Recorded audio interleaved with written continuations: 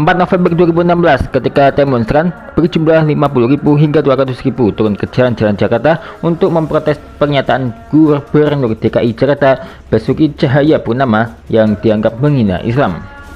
Ya, ini adalah aksi 4 November 2016 dan 2 Desember 2016. Dan inilah kasus surah Al-Maidah ayat 51, kasus 4 November 2016.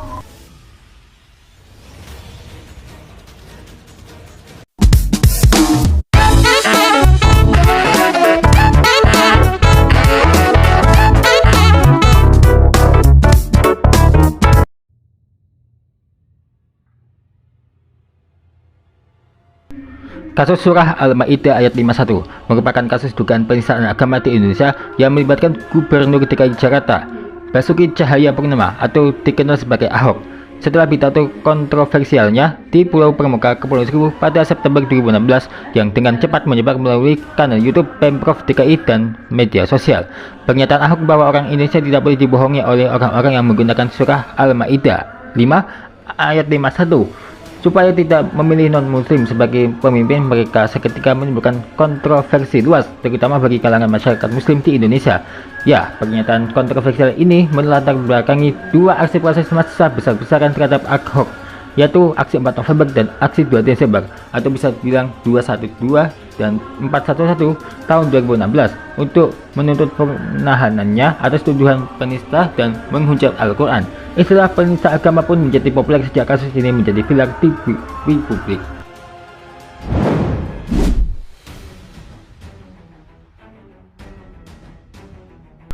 Dalam kunjungan resmi di Pulau Pramuka, Kepulauan Seribu, Ahok memberikan pidato kepada para nelayan dan penduduk lokal lainnya tentang perincian programnya sebagai gubernur.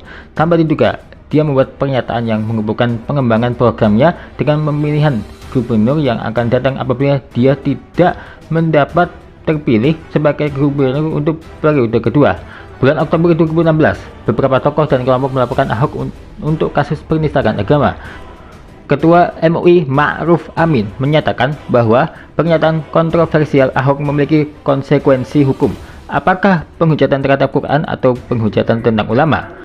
Al-Quran sendiri menyatakan bahwa siapa saja yang mendustakan atau menghujat kitab suci Al-Quran, termasuk pernyataan bahwa surah Al-Maidah ayat 51 adalah alat kebohongan yang digunakan oleh para penceramah, dikutuk sebagai kafir menurut beberapa mazhab Islam seperti mazhab Syafi'i dan Hanafi. Setiap penistaan agama atau serangan dari non-muslim terhadap Islam sebagai agama bisa dijatuhi hukuman mati. Setelah sebuah permintaan maafnya kepada komunitas muslim, Ahok mengungkapkan sebuah rencana kontroversial di Jakarta ketika ia akan menamai sebuah hotspot wifi Al-Maidah 51 dengan kata sandi kafir. Pada tanggal 4 November 2016, Gerakan Nasional Pengawal Fatwa Majelis Ulama Indonesia atau GNPF MUI mengadakan demonstrasi besar-besaran di Jakarta yang dihadiri oleh ratusan ribu orang dari berbagai organisasi massa untuk membawa kasus penistaan ke pengadilan. Karena lambatnya kemajuan dan dalam penyelidikan, terdapat aksi protes lebih besar ini diprakarsai oleh pemimpin FPI Habib Rizik Syihab dan Monumen Nasional atau Monas Jakarta pada tanggal 2 Desember 2016 yang kemudian menjadi peristiwa bersejarah dari gerakan 212 atau aksi 212 sebagai salah satu pertemuan massa muslim terbesar yang diklaim bahwa gerakan tersebut dihadiri oleh jutaan muslim dari berbagai penjuru Indonesia.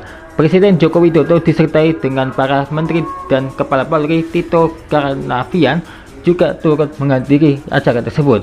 Proses persidangan kasus penistaan agama secara resmi dimulai pada tanggal 13 Desember 2016 di Pengadilan Negeri Jakarta Pusat dan berakhir pada Mei 2017. Ratusan aparat dikerahkan untuk menjaga demonstrasi di depan gedung pengadilan demi alasan keamanan.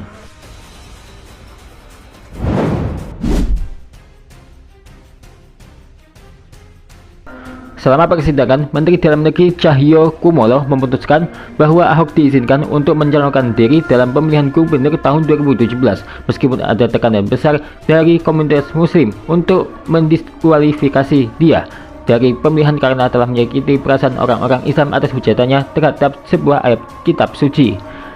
Selama proses penyidikan yang berlanjut, Ahok ditolak beberapa kali saat kunjungan kampanyenya. di beberapa daerah di Jakarta. Pada wawancara dengan media Australia ABC News, Ahok menyatakan bahwa dia tidak memiliki niat untuk menyerang para pemilih Muslim dan mengklaim menjadikan itu adalah strategi politik yang digunakan oleh lawan-lawannya untuk mengalahkannya. Ahok dan Jarod Saiful Hidayat bersaing dengan putra mantan Presiden Agus Harimurti Yudhoyono, Silviana Murni, dan mantan Menteri Pendidikan Anies Rashid Baswedan, Sandiaga Salahuddin Uno. Dalam pemilihan gubernur, pada akhirnya Ahok Jarot kalah dari Anies Sandi yang terpilih untuk jabatan gubernur.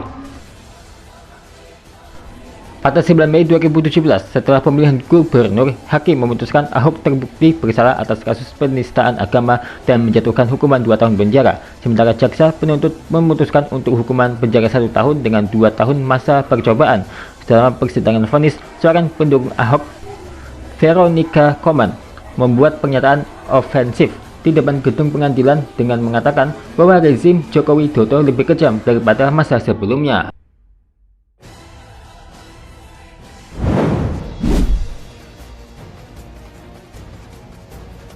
Selain dari kasus penistaan agama, beberapa tokoh dan organisasi massa juga ditangkap dan dibubarkan selama masa persidangan. Seorang dosen Buniyani terlibat dalam kasus tersebut setelah videonya yang diunggah di Facebook menjadi viral di media sosial dan ia akhirnya menjatuhkan hukuman 1,5 tahun penjara. Seorang musisi dan politikus terkenal Ahmad Dhani juga dilaporkan ke polisi karena tweetnya bahwa pihak yang mendukung seorang berhujat terhadap agama sebagai orang kecil yang patut diludahi. Hal ini yang kemudian ditafsirkan sebagai penghinaan terhadap kelompok pendukung Ahok. Kemudian Dhani dijatuhi hukuman penjara 18 bulan dalam kasus ini.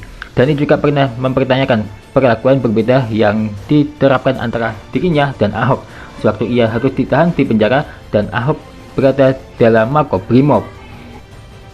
Pada bulan Mei 2017, sebuah kelompok Islam garis keras Hizbut Tahrir Indonesia dibubarkan secara tiba-tiba oleh pihak pemerintah tanpa pemberitahuan formal atau proses legal yang memadai, yang kemudian mengarah ke revisi UU Ormas yang ditentang oleh beberapa partai politik.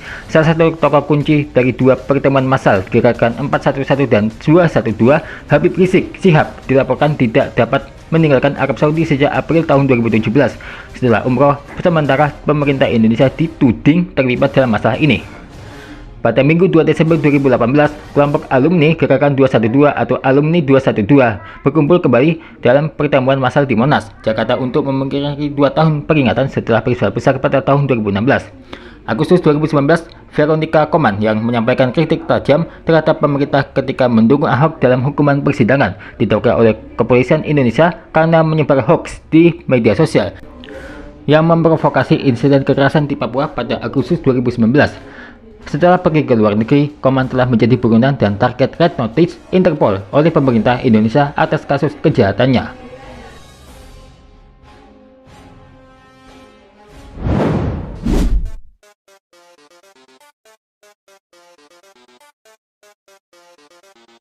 Ya, kalau kalian ketemu binatang ini, apa yang kalian harus lakukan? Jangan panik dulu, buatlah alat seperti ini. Ya, ceritanya mau bikin rumah nih, tapi ternyata ada si besar yang nggak sengaja ketembak tuh. Jadi buatlah alat ini untuk menggembengkan binatang buas, termasuk si besar, harimau, ataupun hewan apapun itulah ya. Kalau kalian merasa mangkal dengan binatang-binatang yang satu ini. Nah, alatnya gimana tuh? Ditunggu lagi ya.